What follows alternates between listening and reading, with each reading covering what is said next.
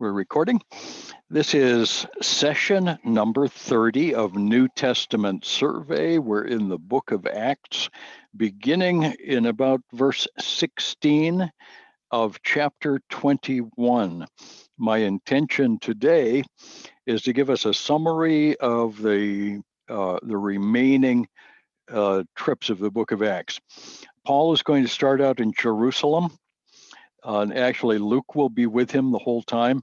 So he goes from, he gets back to Jerusalem through a long process, ends up having some trouble in Jerusalem. He's sent back to Caesarea, has a series of interviews, appeals to Caesar, gets on a boat, and makes the trip back to Rome.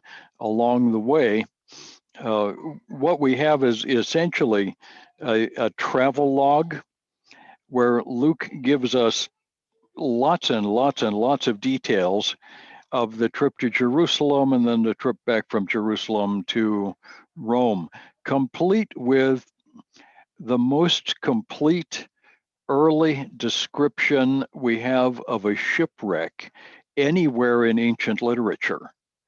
There are reports of shipwrecks in some other places, but this is complete. It's detailed. It gives us information that we simply don't get anywhere else, and it fills in some of our misunderstandings about the nature of transportation around the time of Christ.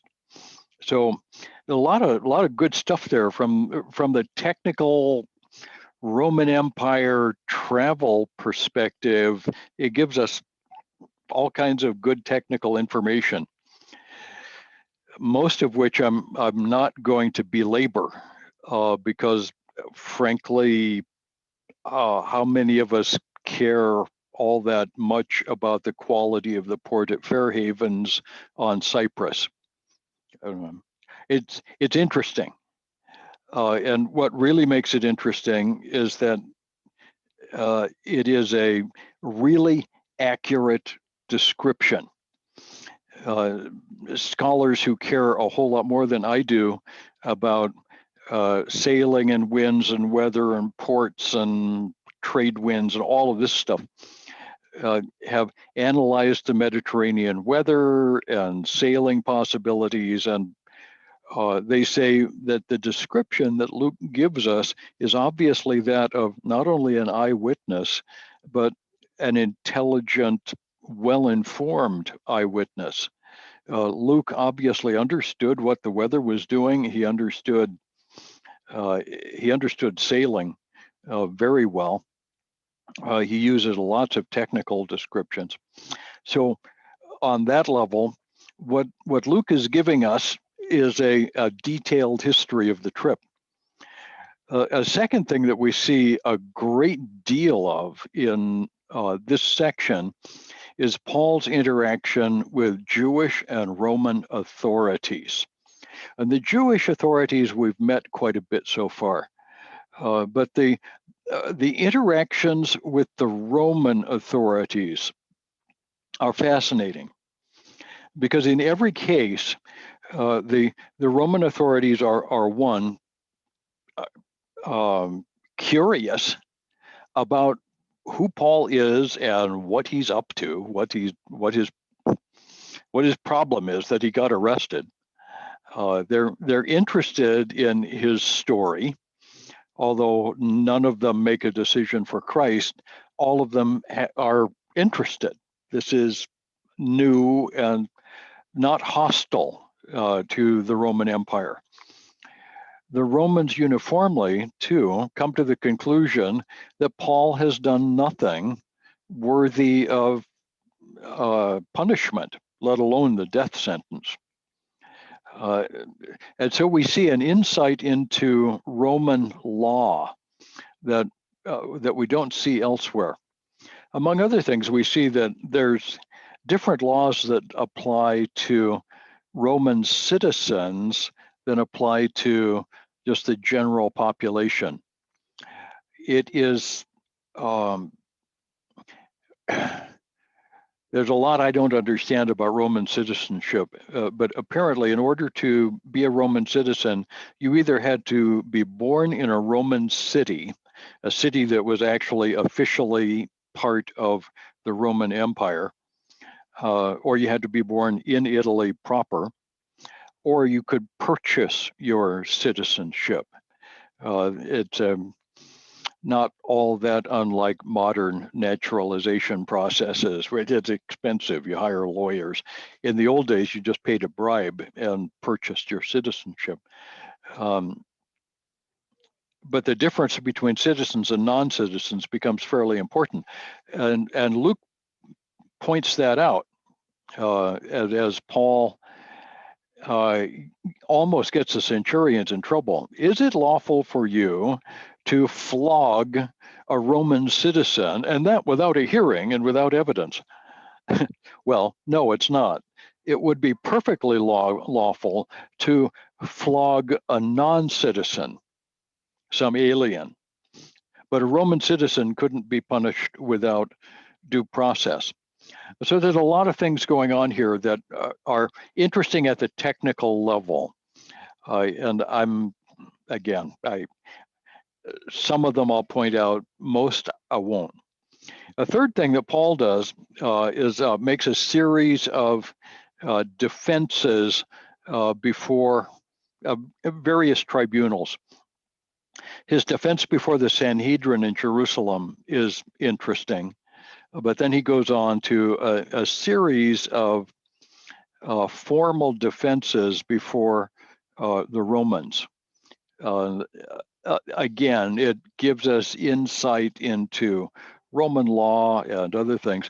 We don't learn all that much new about Paul.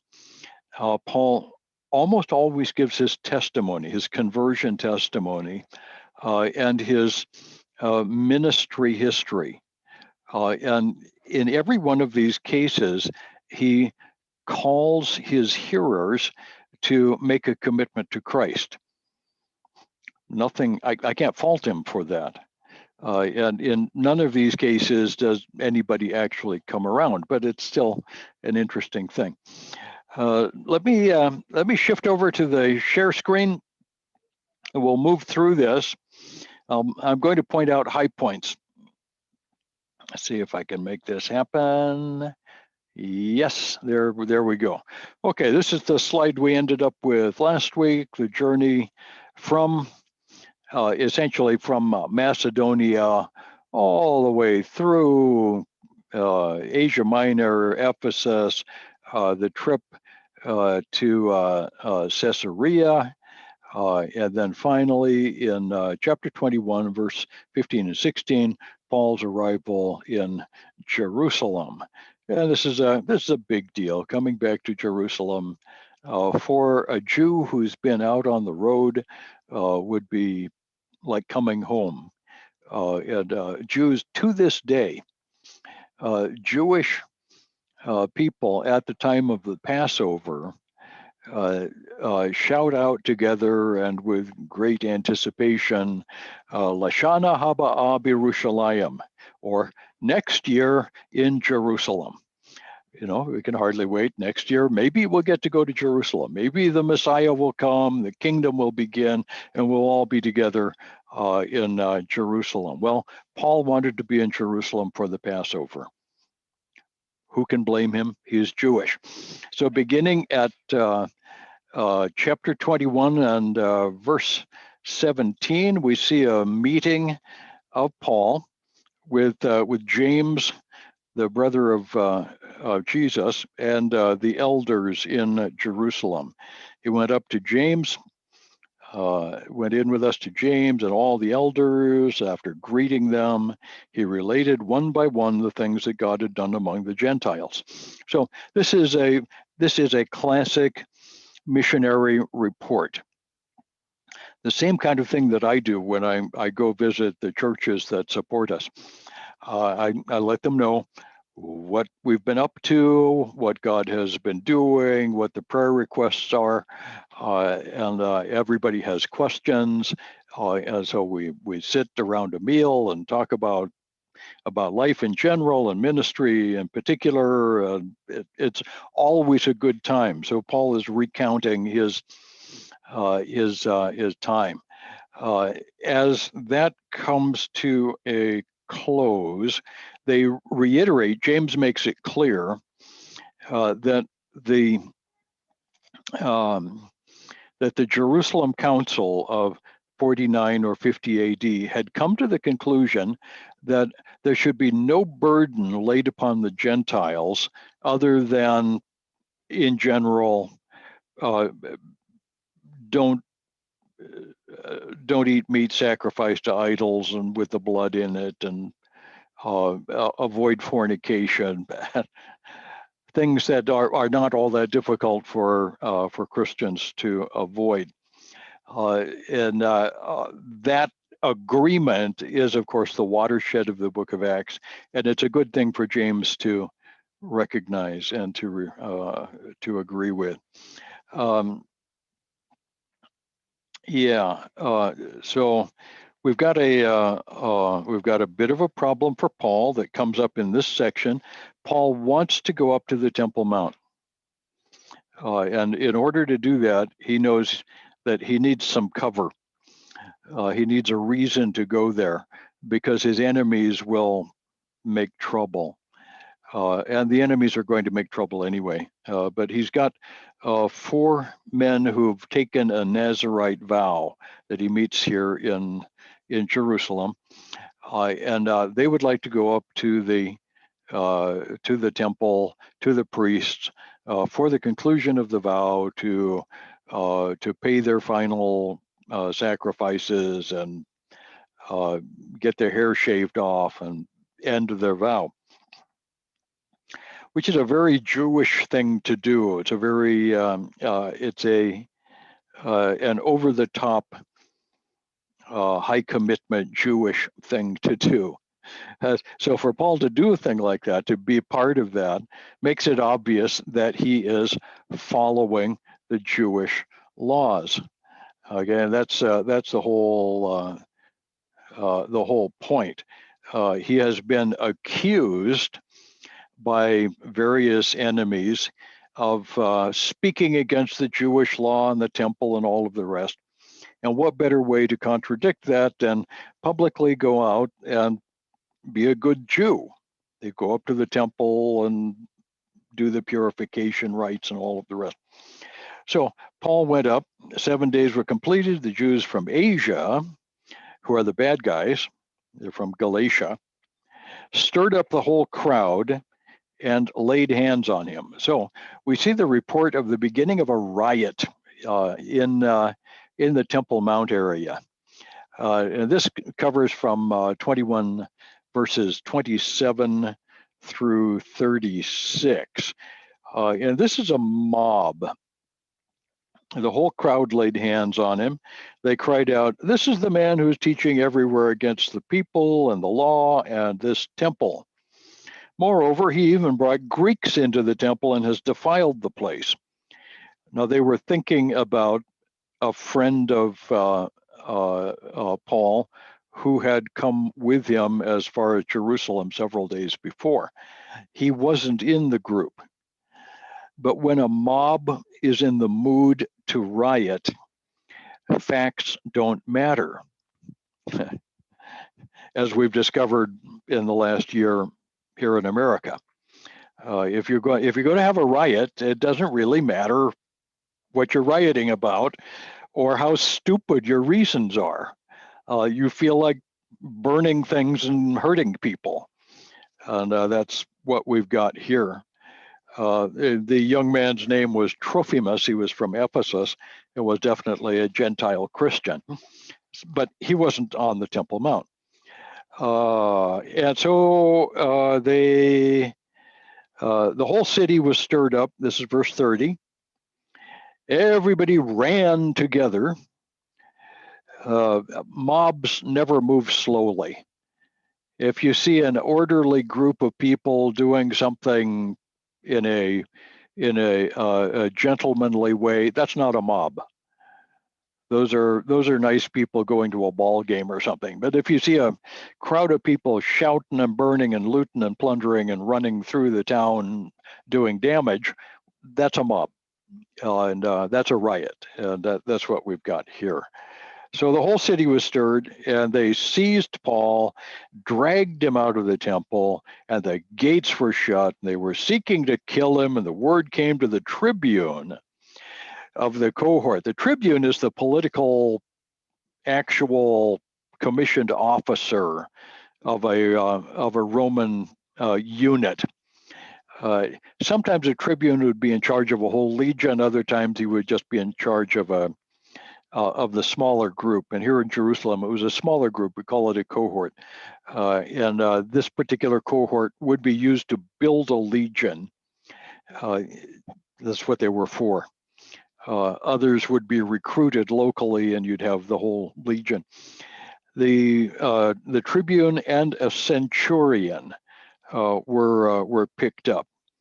And all Jerusalem was in confusion, and so he took soldiers and centurions and ran down. And when they saw the tribune and the soldiers, they stopped beating Paul, which, of course, is what law enforcement is supposed to do.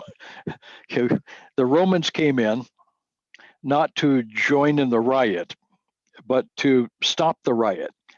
The Roman tribune really didn't have a dog in the fight. He just wanted the fight to stop. He didn't care who was right and who was wrong. Just stop your fighting. This has got to be lawful. That, frankly, is the way government ought to operate.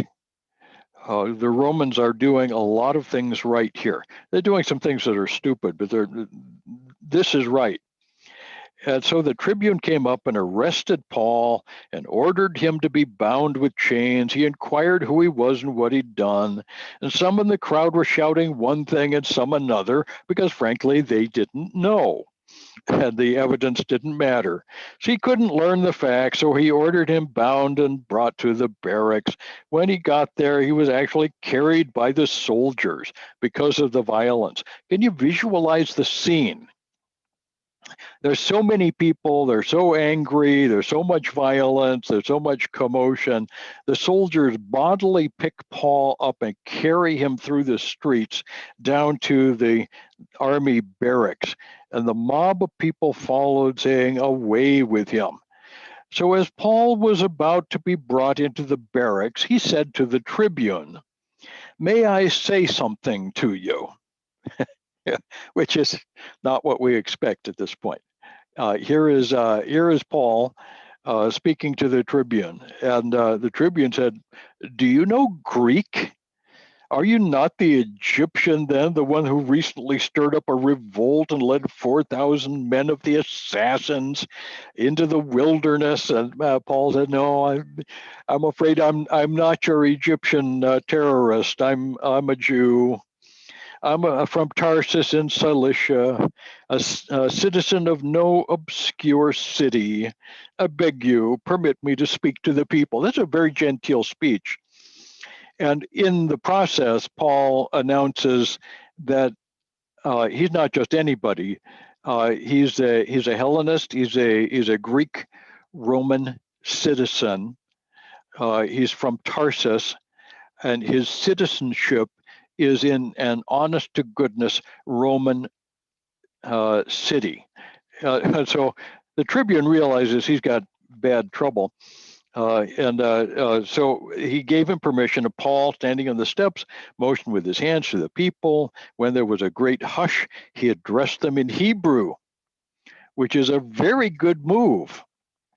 So Paul goes on to an address to the people, and it comes out in the Hebrew language. Some have argued that he was actually speaking Aramaic, which is a possibility. It doesn't matter for our purposes. He was speaking their native and traditional language. And the whole crowd hushed even more. Paul begins, "I'm a Jew born in Tarsus, brought up in this city, educated at the feet of Gamaliel, according to the strict manner of the law of our fathers." Okay, so now Paul identifies himself and he's going to give an account of his conversion. It says, I was a persecutor, the high priest can bear witness. From them I received letters. I went to Damascus, but along the way, about noon, there was a great light. And I fell to the ground. I heard a voice, Saul, Saul, why do you persecute me? I said, who are you, Lord? He responded, I'm Jesus of Nazareth, whom you persecute. And nobody else heard this. The Lord said, rise, go into Damascus. You'll be told what is appointed to you. And there he showed up in Damascus, and Ananias helped him get his feet back under him. And Ananias explained that he would be a witness throughout the region. When he returned to Jerusalem, verse 17, I was praying in the temple. I fell into a trance and saw him saying to me, make haste, get out of Jerusalem quickly, because they will not accept your testimony. In it all, at the conclusion of Paul's testimony, is he, the Lord, said to me in verse 21, go, for I will send you far away to the Gentiles. So here's the recounting of Paul's call to the apostolic ministry. It's a little different from what we've seen earlier in Acts. It's a little different from what we'll see in Paul's epistles. He gives a little different emphasis, a little different spin each time. And the commentators love to tell us why the spin is the way it is. For our purposes, it doesn't matter. Paul gives an account of his conversion. I think every chance that we have, it's a good idea to share our conversion story with interested non-believers. They need to know. They need to hear it several times from several different people before they have any clue at all what we're talking about.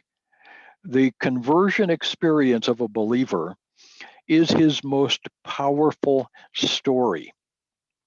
It is the one thing that no one can contradict. This is what happened to me. This is how I responded. This is the commitment I've made, and this has been my life since then. That's first-person eyewitness accounting of the facts, and it's a very, very strong argument. This is what really happened to me. Now, perhaps you can account for this in some other way, but this is what actually happened to me. And Paul uses his testimony often. Up to this word, the Jews were listening to him, and then they raised their voices and said, away with such a fellow, he should not be allowed to live. Why? Because he was taking the gospel to the Gentiles. The Jews hated the Gentiles. It's an irrational hatred. All the way back in Genesis, when we were just starting Old Testament survey, we noted that when God chose Abraham to initiate the people of Israel, his promise of blessing was the promise of blessing to the whole world. The intention of God from the beginning was to take the gospel through the Jewish people to the whole world. That's really clear, and it's repeated often in the history and in the prophets of the Old Testament. So this shouldn't have come as a great surprise. When Jesus came to die for the sins of the world, that should have been an obvious clue as to who Jesus was and what his purpose in the world was. But the Jews rejected him.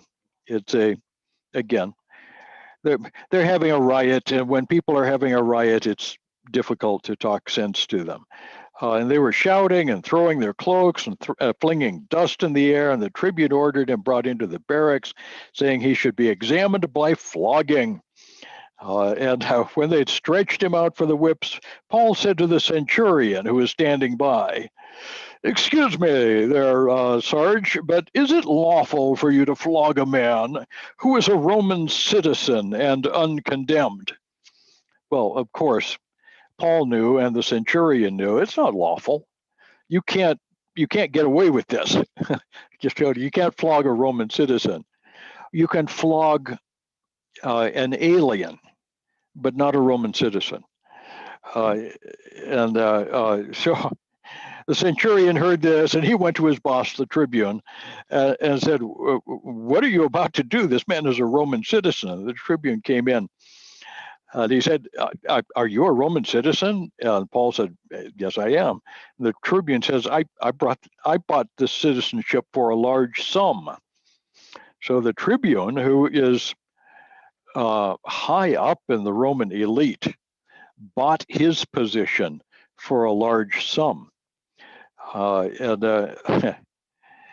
Paul answered, "But I am a citizen by birth," which is a higher class of citizenship in Roman law. You bought your citizenship for money. I was born into this. So what do you think you're doing? The tribune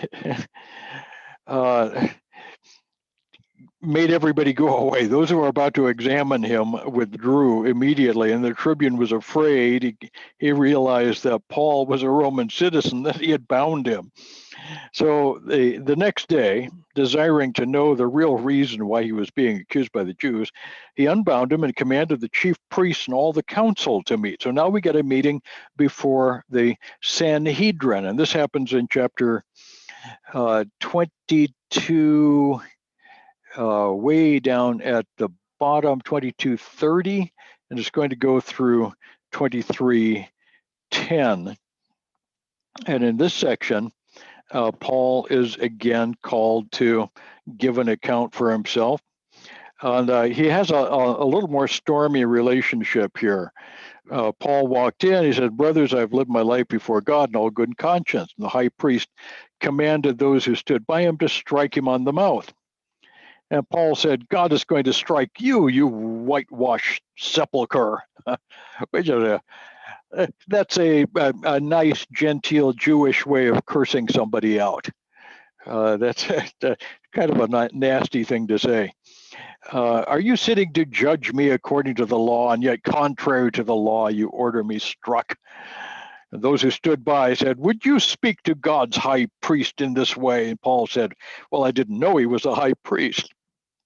So when Paul perceived that one part were Sadducees and the other part Pharisees, he said, I'm a Pharisee, a son of Pharisees.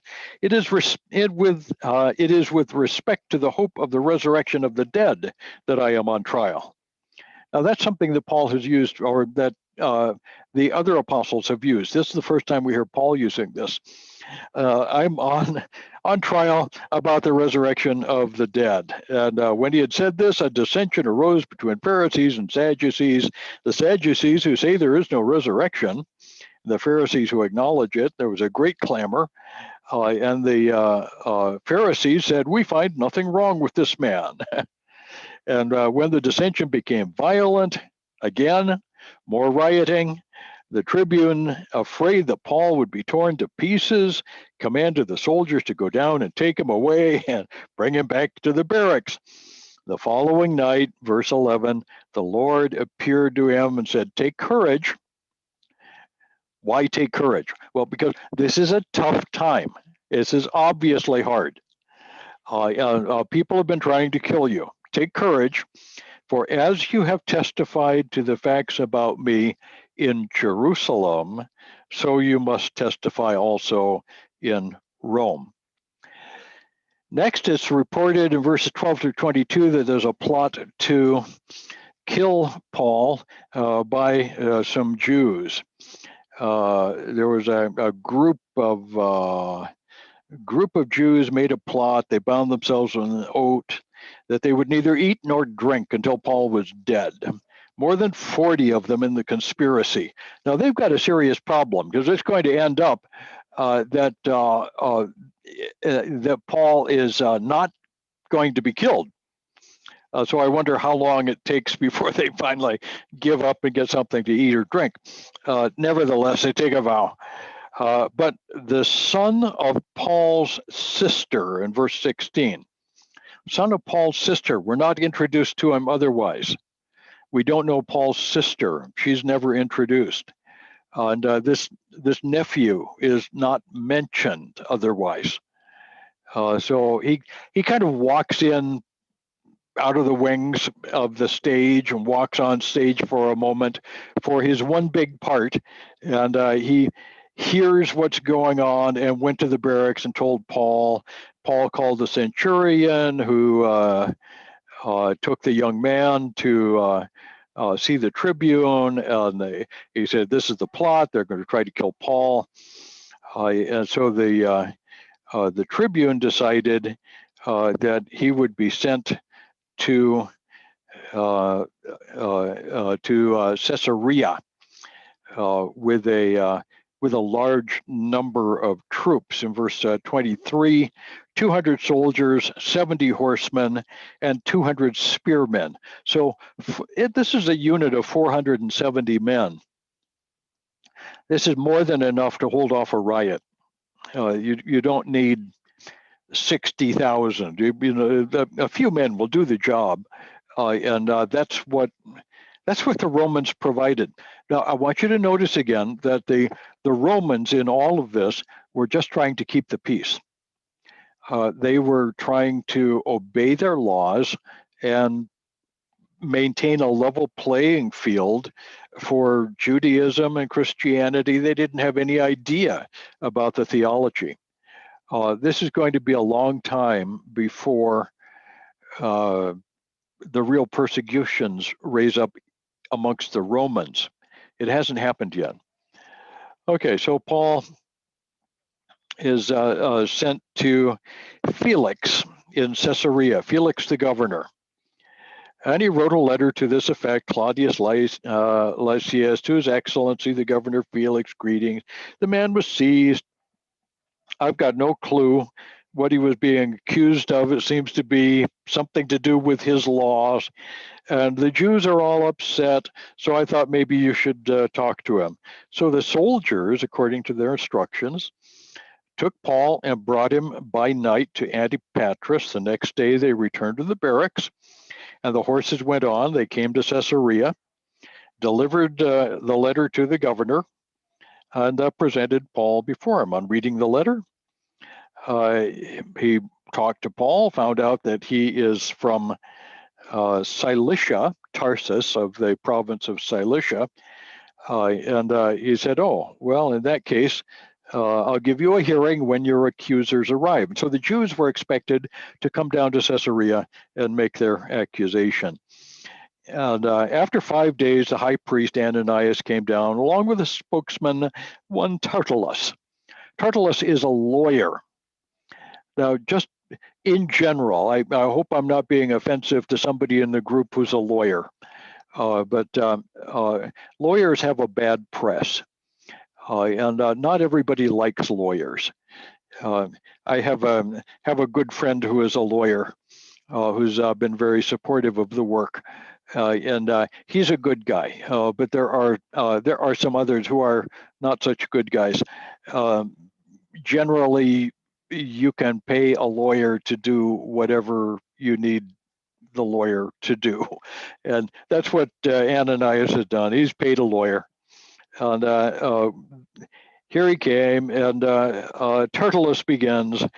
Since through you we enjoy much peace, and since by your foresight most excellent Felix, and he goes like buttering up Felix quite a ways, all the way down to verse 6.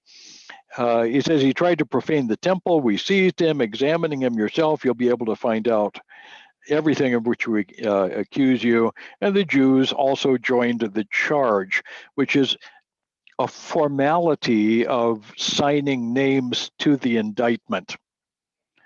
The Romans had quite a process here. They affirmed that all these things were so, complete with the notary public, the whole thing. And when the governor had nodded to him to speak, Paul replied, very orderly courtroom sequence going on here. Knowing that for many years you've been a judge over this nation, I cheerfully make my defense. And he goes on to say, I've only been here for 12 days. I didn't do anything. But this I confess to you, verse 14, that according to the way which they call a sect, I worship the God of our fathers, believing everything laid down by the law and written in the prophets. This is such an important point. Paul is saying to this Roman governor, I'm a Jew. I'm being accused by Jews of doing bad things that I've not done.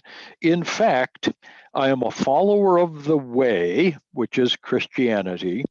And according to the law and the prophets, I am being obedient to the best of my ability. Now, there's nothing wrong with that. He is essentially calling the Jews liars. It says, I have a hope in God, which those men themselves, those who are accusing me, which these men themselves accept that there will be a resurrection of both the just and the unjust. So Paul brings it down to the resurrection of the dead. The focus that Paul makes on the resurrection is important at the immediate political level, in that he gains the support of the Pharisees and causes dispute with the Sadducees. And also, this is something that the Romans literally have no interest in. Here's somebody who's speaking of a turn of phrase in the law of Moses and in the prophets. What difference does it make to them? And it's certainly nothing of interest to Roman law. So he goes on and says, I've done nothing wrong, let them tell me. And Felix,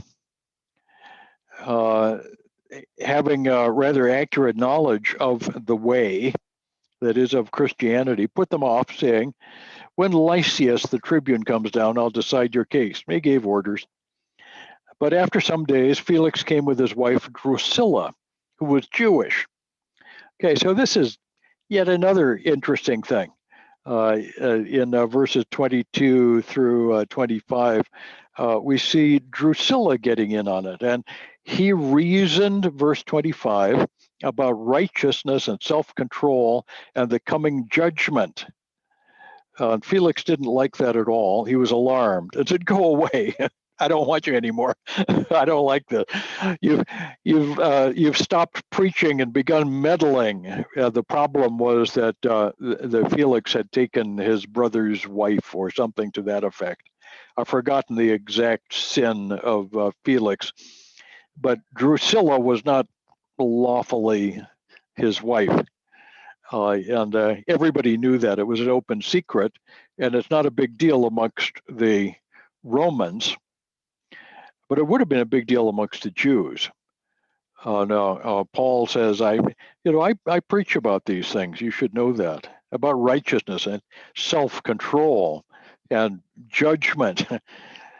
So Felix was alarmed. He didn't want to hear any more of that. At the same time, he hoped that money would be given to him. He was hoping for a bribe. So he sent for him often and conversed with him, and 2 years elapsed.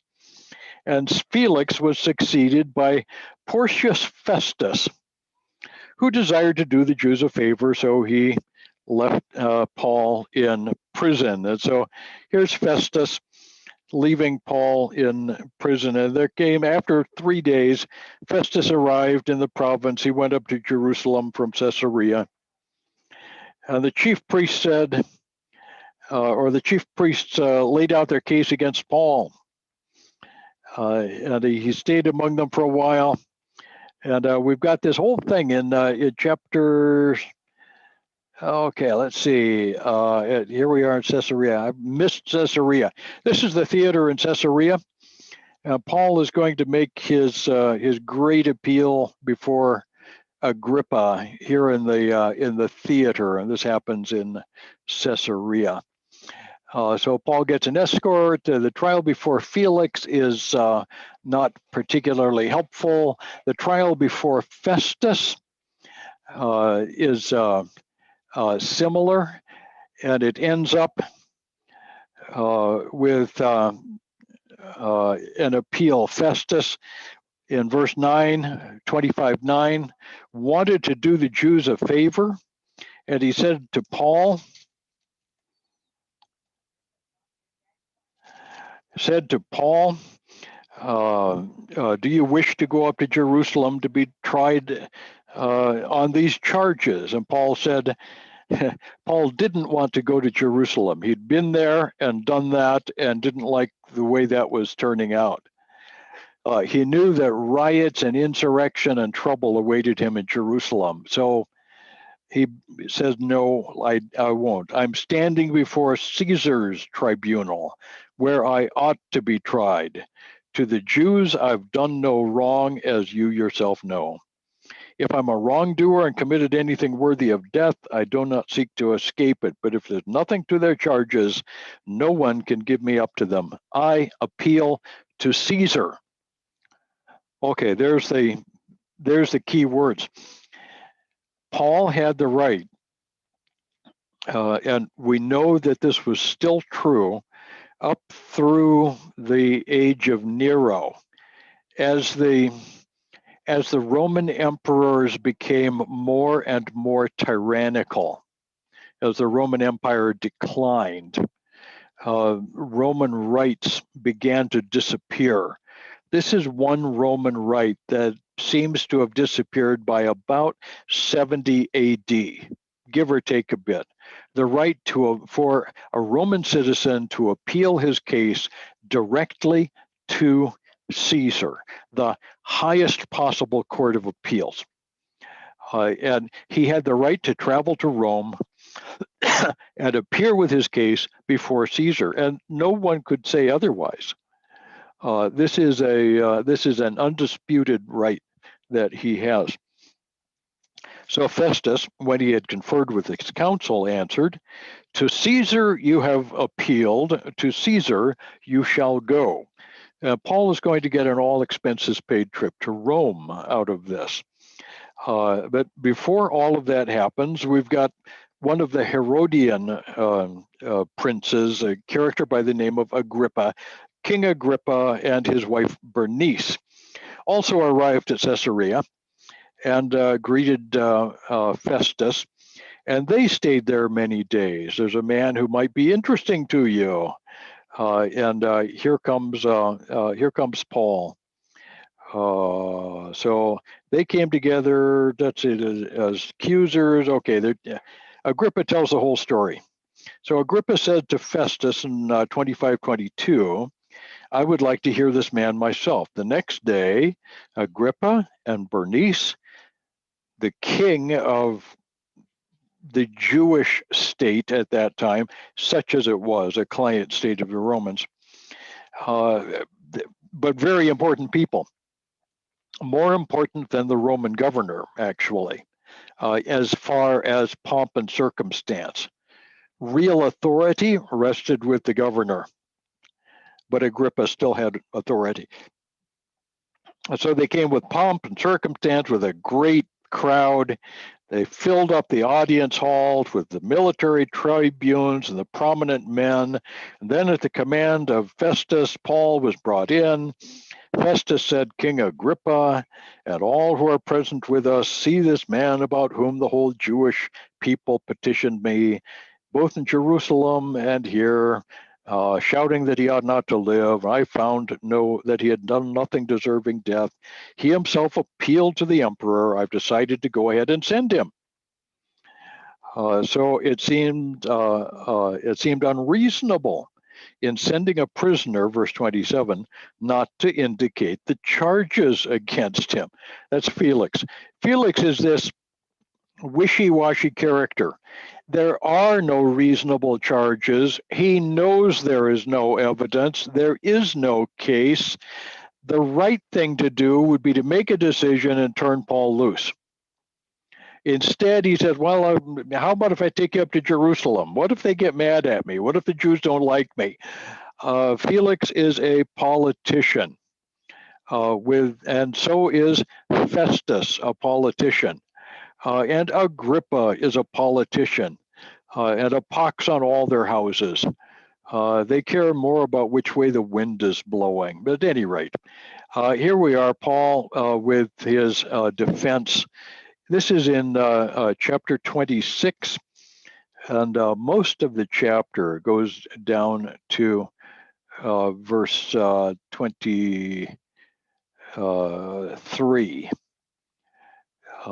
And he introduces himself. I consider myself fortunate that it is before you, O King Agrippa, that I'm making my defense today, especially since you're familiar with the customs of the Jews. I beg you listen, my manner of life from my youth, but I am being accused because I worship God night and day, and for this hope of the promise made to our fathers, I'm being accused this day. Why is it incredible by any of you that God raises the dead? So he keeps coming back to the resurrection, and in particular, the resurrection of Jesus. I myself was convinced that I ought to do many things opposing this name. I punished them often. And then the conversion story again. In this connection, I journeyed to Damascus with the authority and commission of the chief priests.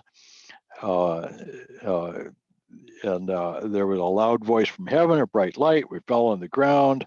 Saul, why are you persecuting me? He said, I'm Jesus whom you're persecuting. Rise. He gives him this long speech, which is the longest speech we have. Rise and stand upon your feet. I've appeared before you for this purpose, to appoint you as a servant and witness to the things in which you've seen, and to those in which I will appear to you, delivering you from your people and from the Gentiles to whom I'm sending you, to open their eyes, that they may turn from darkness to the light, from the power of Satan to God. They may receive forgiveness of sins and a place among those who are sanctified by faith in me. This is the longest reported statement of Jesus in that conversion call. I believe that it's genuine. I don't think Luke has invented this. I think the other reports are abbreviated versions of this. The whole message is the Paul is selected for this very special purpose. He's to be the witness to the Gentiles, which is really quite a cool thing. And he was saying these things. Festus said with a loud voice, Paul, you're out of your mind. Your great learning is driving you crazy. But Paul said, I'm not out of my mind, most excellent Festus. I'm speaking true and rational words. The king knows about these things, and to him I speak boldly, for I'm persuaded that none of these things has escaped his notice. It's not been done in a corner. So Christianity is not some secret society. It's all out in the open. Anybody who wants to know. And King Agrippa, do you believe the prophecies? I know that you believe. And Agrippa said to Paul, in a short time, would you persuade me to be a Christian? So Agrippa realizes that Paul is trying to convert him. And Paul responds, whether short or long, I would to God not only you, but all who hear me this day might become such as I am, except for these chains. It's a great line. I'd love for all of you to be a Christian. And so the king arose, and the governor and Bernice, and those sitting, pomp and circumstances. And when they had withdrawn, they said to one another, this man is doing nothing to deserve death or imprisonment. And Agrippa said to Festus, this man could have been set free if he had not appealed to Caesar. So Paul is innocent, and if he had not appealed to Caesar, he would not have made this trip to Rome. But remember earlier, in a vision, God had said to Paul, be of good cheer, don't worry about it. You're going to appear before Caesar. You're going to testify in Rome. So that takes us to the end of chapter 26. And this begins the voyage to Rome. This particular bit of mosaic is actually from Caesarea. It's a mosaic floor in, I don't know what kind of building it is in Caesarea. The building is now covered up with a big tent to protect the mosaics, but this is a first century Roman sailboat. The prow is on the left. That's the front of the boat. You can see it has a single square sail, and it has a smaller sails out the front, a kind of a bowsprit with sails. It has a pair of long oars out the back to provide for steering. Not a single rudder, but a whole long set of oars. The technology is what we've seen described elsewhere, but this is actually quite a helpful thing. The description of the shipwreck is actually the description of the trip to Rome is very precise with lots and lots of details. We know that he goes from Caesarea to a place called Myra on southern Turkey's coast. From Myra, he heads around the south side of the island of Crete. And they end up in a place called Fair Havens. There's a warning that the season is getting too late. It's after the Day of Atonement, which is in October. So the weather is going to be turning foul. Winter weather comes about the end of October, the beginning of November in the Mediterranean, and we can end up with wind out of the mountains from the northeast. And that's it's called the Melteme, but it can be a very violent wind. It comes out of the northeast and makes sailing difficult in the Mediterranean. Generally speaking, travel stops on the Mediterranean from about the middle of November until about the middle of February in ancient times, simply because square-rigged ships couldn't do it. So Paul is going to make a warning, then we get the description of the storm. And away they'll go. Paul has a vision that they're all going to be okay. And finally, after 14 days, they're shipwrecked on the island of Malta. The sailors try to get off. They have a last meal on board. The ship runs aground, but everyone on board is safe on shore. Then on Malta itself, we're going to see Paul bitten by a snake and then doing a variety of miracles. This is the map of it, and it's, as always with the Bible, it's fascinating to me that when we take the biblical text at face value and follow it through, we discover that it makes perfectly good sense. The geography is right. The names of the places are right. He took a small boat. Actually, they went from Jerusalem to Antipatra, Caesarea, confined by Felix. From Sidon, which is in Lebanon, they crossed below Cyprus up to Myra. And at Myra, let's see if I can get over here. At Myra, they're going to go on to I don't know how to pronounce this, Cydnus probably, which is near the island of Samos. Oh, what happened here? Stop it. I hate it when that happens to me. And at this point, they're going to get on board an Alexandrian grain ship. An Alexandrian grain ship would be coming from North Africa to Rome. And this was one of the one of the regular supports for the Roman civilization. They got on that ship and sailed down toward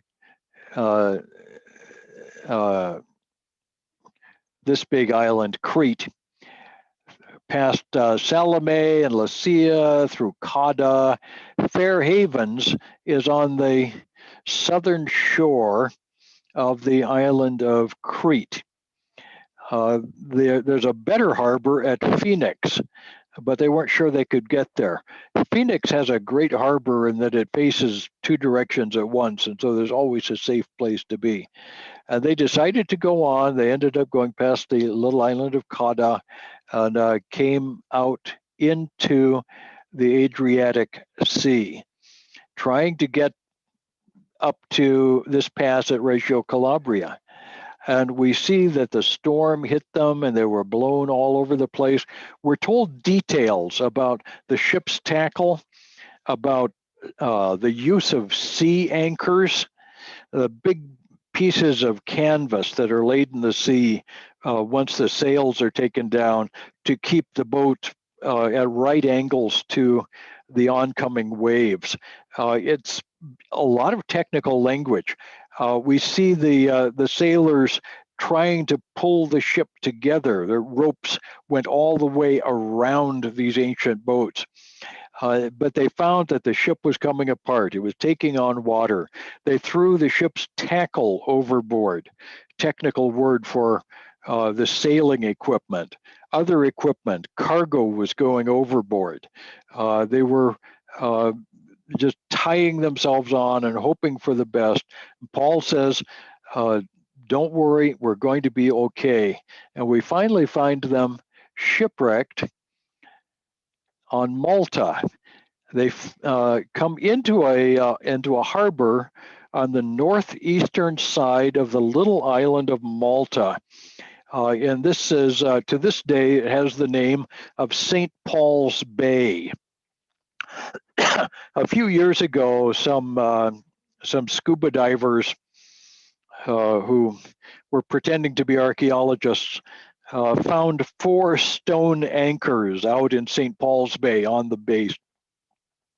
And they're absolutely certain that these are the 4 anchors that Paul dropped off there at Malta.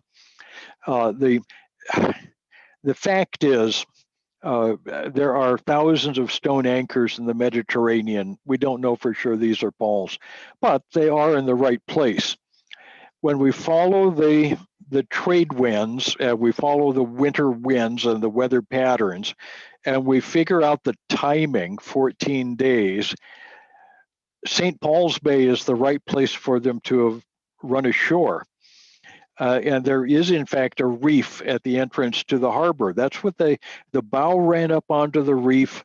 They cut the anchors loose. The ship broke up on the reef, and Paul and his companions floated to shore on this wreckage.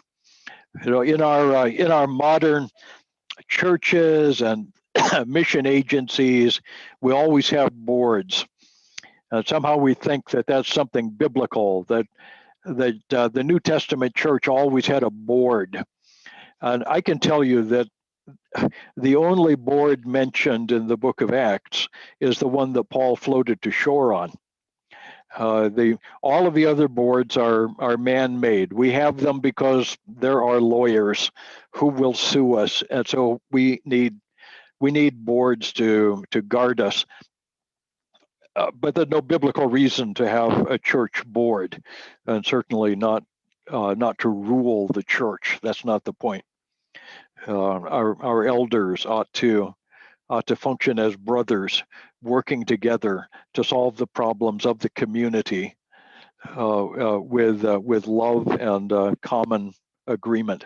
That's a good thing, and not to serve as a board. We never are.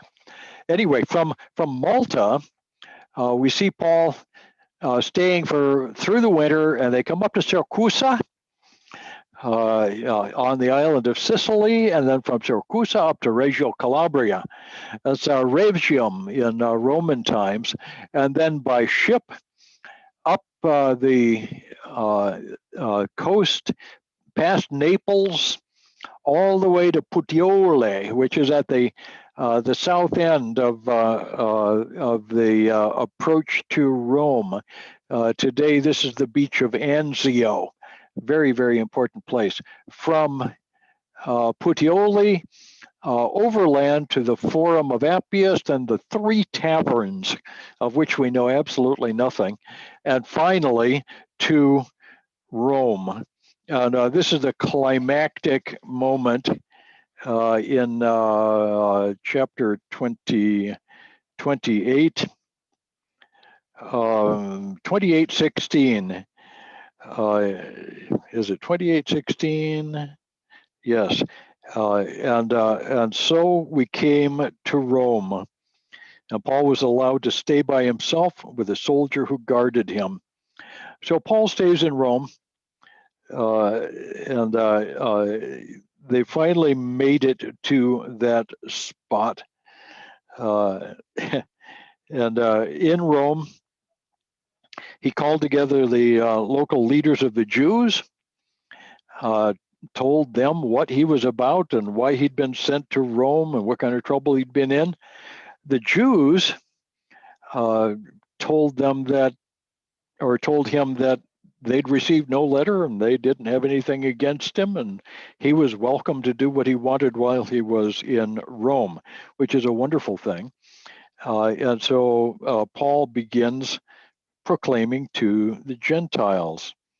And this is in verse 25. After the Jews had decided they weren't going to hear this gospel, Paul quotes from Isaiah, "Go to this people and say, you will indeed hear, but never understand. You'll see, but never perceive. This people's hearts have grown dull. With their ears, they can barely hear. With their eyes, they have closed. That lest they should see with their eyes, hear with their ears, understand with their heart, and turn, that I should heal them." So Paul speaks here of the hardening of the Jewish people. And the prediction here is that the Jews will always be hard to reach with the gospel. They will always be hard to reach with the gospel. And that is true to the present day. Therefore, let it be known to you that this salvation of God has been sent to the Gentiles. That's the key message of the book of Acts, by the way. Luke writes the book of Acts to demonstrate that the gospel has come out of Jerusalem throughout Judea and Samaria and to the uttermost parts of the earth. The gospel is good news for the whole world. And the purpose of the church is to be a living testimony to the gospel throughout the whole world. The book then concludes with this note: he lived there for 2 whole years at his own expense, welcomed all who came to him, proclaiming the kingdom of God and teaching about the Lord Jesus Christ with all boldness and without hindrance. So there we have it. The end of this book, probably around 58 or so AD. We think Paul is going to be killed in Rome at about 64 or 5 AD. So there's a few years unaccounted for. Here's Paul actively, he's under a kind of house arrest in Rome. We never see the interview with Caesar. That would be interesting. Well, we never see that. We see Paul continuing to preach the gospel in Rome and for 2 whole years. And again, he spends as much time in Rome as he did in Ephesus. So we would expect very excellent apostolic teaching to be present in Rome as it had been in Ephesus. And the background here is the famous Mammartine Prison which probably was a prison in New Testament times. It's on one end of the Forum in the city of Rome, underneath a church, of course. But it's worth visiting just to see. This isn't where Paul spent these 2 years. He will come back to this. And this will be the location from which he writes what we usually call the prison epistles. When we get back together on, what day is today? Today is Wednesday. When we get back together on Monday, we're going to start with Paul's epistles. Those of you who've sat with me through a whole semester-length study of Romans may think that it's going to be more of the same. I'm going to go more quickly through Paul's epistles. What I'm going to be looking at is the main ideas. We're going to look at the key points that Paul makes. There are some points that Paul makes regularly, and we see different versions of that. And what we're going to find in Paul is an outline of the key doctrines of salvation. Really, Paul is the minister of the grace of God. And that concept will come up over and over and over again. And what I want you to see in Paul's epistles is these patterns. So I'm looking forward to that. I think we're going to have fun with that. Let me unmute myself, or unmute everybody. Let's see here if I can do this. Ask to unmute. There we go. We're all unmuted now. We will be back and do a lot of technical stuff. As we get into the epistles, we're going to be looking at details and discourse and argument. And I'm trying not to get lost in the weeds. I want us to see if we can catch the big picture of Paul's version of the gospel. That's what's really important to me, and that's where we'll be going. So we'll see you again on Monday. God bless everyone. We appreciate you guys very much, and we'll look forward to our get-together again on Monday. Bye-bye. Thank you, Dr. John. Bye-bye, Brother Joel, Brother Eddie, the ladies. I see Christy, and hi, Sally. Ciao. Okay, and Oscar. Oh, poor Oscar. Get some sleep, my friend. And Don, take care, my friend. Dolly, I didn't see you walk in. Okay, and Rowena is there. Bye-bye, Okay. Dr. Yeah, John. okay. Bye-bye, everybody. Bye-bye. Bye-bye. God bless.